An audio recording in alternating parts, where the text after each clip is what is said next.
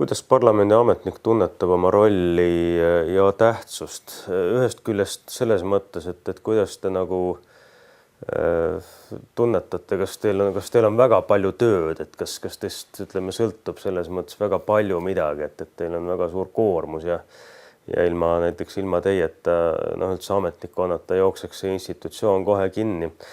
Teisest küljest selles mõttes, et kas parlamendi ametnik tunnetab ennast sellise väikse mutrikesena tohutult suures masinavärgis või pigem kellest sõltub reaalselt midagi, et kas on võimalik seda protsessi läbi isikliku panuse mõjutada kuidagi väga palju ja mingisugust, ütleme seal seda poliitikat kujundada niimoodi personaalselt ka. Esimene asi, mida ma tahaks rõhutada, on see, et seda tööd ei saa ilma vastutustundeta teha. Selles mõttes, et parlamendis tõenäoliselt nagu igal pool mujal on inimesi, kes tulevad täpselt kella pealt hommikul tööle ja panevad oma vihiku kinni täpselt siis, kui tööpäev läbi saab. Aga ma siiski kaldun arvama, et see on väike osa ametkonnast ja väike osa inimestest, kes niimoodi töötavad. Ja see vastutustunne seondub tegelikult sellega, mida me seal teeme. See on väga keeruline küsimus, sellepärast, et ma ei taha ei üle ega ka alahinnata tegelikult ametkonna rolli. Mis puudutab praktilist elu, siis ametniku roll varieerub sõltuvalt sellest, milline on see konkreetne saadik, kelle jaoks ta kes on tema raportöör, ütleme, kui ma räägin komisjoni tööst, kes on see konkreetne raportöör, kes tegeleb ühe või teise küsimusega. Mõni raportöör on selline, kes ütleb sulle otse, et ma eeldan sinult ainult tehnilist panust, et sa vaatad selle minu poolt tehtud teksti üle, et ma ei ole seal mingisuguste majasiseste reeglitega eksinud, aga sa ei tohi seal tekstis muuta ei ühtegi koma ega ühtegi semikoolonit, kõik muu ma teen ise. Ja samamoodi, kui me nüüd võtame selle sama skaala teise äärmuse, siis võib olla keegi, kes ütleb sulle, et siin on valge leht, paber ja pliiats, võtta kätte, kirjuta midagi valmis ja pärast vaatame, et kas see mulle ka sobib. Tegelik elu jääb sinna selle kahe äärmuse vahepeale. Sellepärast, et meie roll on, nagu ma ennem ütlesin, on abistav. Meie ei ole need, kes võtavad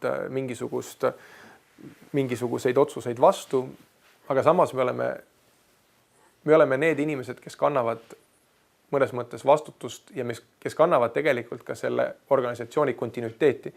Sellepärast, et parlamendi liikmed ise vahetuvad. Samamoodi vahetuvad aeg-ajalt need parlamendi liikmed, kes on meie komisjoni liikmed.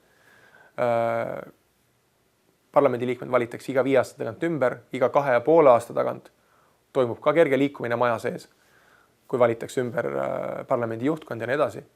Ja seetõttu on väga oluline sekretariaadi roll just selles, et me suudame hoida nii-öelda seda mingisugust ühtset joont. Et me teame seda, et kui tuleb uus parlamendi liige meile, kes näiteks 2009. aastal, kui valiti uus parlament, tulid meile uued liikmed, paljud neist olid täiesti uued ja täiesti värsked meie komisjonis, siis on inimesed, kes suudavad neile öelda, et te tahate esimese asjana näiteks vastu võtta oma algatusliku raporti Ameerika Ühendriikide kohta.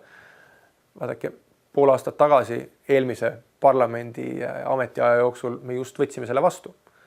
Ehk et äkki ootame 2-3 aastat või kui keegi tuleb ja esitab mingisuguseid väga radikaalseid seisukohti, siis saad tal ametnikuna meelde tuletada, et jah, aga näete, et meil on siin mingisugune 10 raportit, mis on ennem vastu võetud ja parlament on võtnud mingisuguse väga konkreetse positsiooni ühe konkreetse riigi suhtes või ühe mingisuguse konkreetse sisulise küsimuse suhtes, et olete te kindlad, et kas te tahate näiteks nüüd seda teed mööda minna, sellepärast, et selle tulemuseks võib olla see, et see lõpptulemusena äkki ei saagi üldse täiskogu heakskiitu.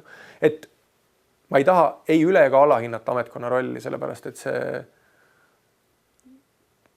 ma võin tuua näiteid, kus ametnikud arvavad, et nemad on need, kes juhivad mängu, aga lõpptulemusena poliitilist vastutust kannab ikkagi saadik.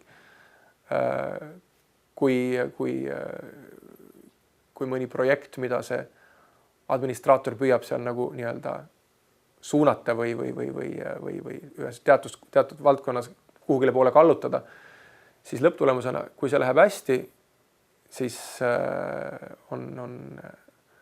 on selle eest vastutav parlamendi liige ja tema on see, kes on selle hea asja või siis mitte nii hea asjaga hakkama saanud ja vastupidi, et vastutust kannab ka tema.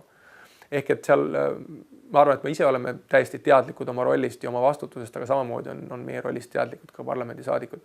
Ja kui palju sinust endast sõltub tegelikult väga palju sellest, millisena sa suudad ennast, ma ei taha nüüd öelda kehtestada, aga kuidas sa suudad ennast, kui vajalik oled sina parlamendi liikmetele. Kui nad näevad, et sinult tuleb head infot, et sa oled suure töövõimega, vastutustundlik, et sa oled oma töö korralikult teinud, siis nad usaldavad sind. Teatud piirid neil loomulikult selles mõttes, et nad võivad sinuga nii-öelda omavahelises vestluses mõnes küsimuses nõus või mitte nõus olla, aga neil on samas ka oma poliitiline grupp, keda nad seal esindavad, oma valijaskond, keda nad esindavad ja seetõttu see, millest me võime nii-öelda inimestena omavahel arutleda, ei pruugi teinekord alati sinna teksti jõuda. Aga see, et on oluline võita nende inimeste, nende usalduse, seda saad võita ainult sellega, et sa teed ise tublit tööd. Ehk et kui sa oled, ma arvan, et saadik, kes usaldab ühte ametnikku, kellega tal on hea koostöö varasemalt olnud, siis kui ta saab kokku mingisuguse teise inimesega, kes teab, kelle kohta ta teab seda, et ta on tähtajad mööda lasknud, sisulisi eksimusi teinud, et ta on võib-olla poliitiliselt kallutatud ja nii edasi, siis ta võib-olla võtab nii-öelda tema nõu vähem kuulda kui selle ametniku nõu, kellega tal on varasemast positiivne kogemus. Nii et ma arvan, et see on nagu ühtset vastust on väga raske anda sellele küsimusele.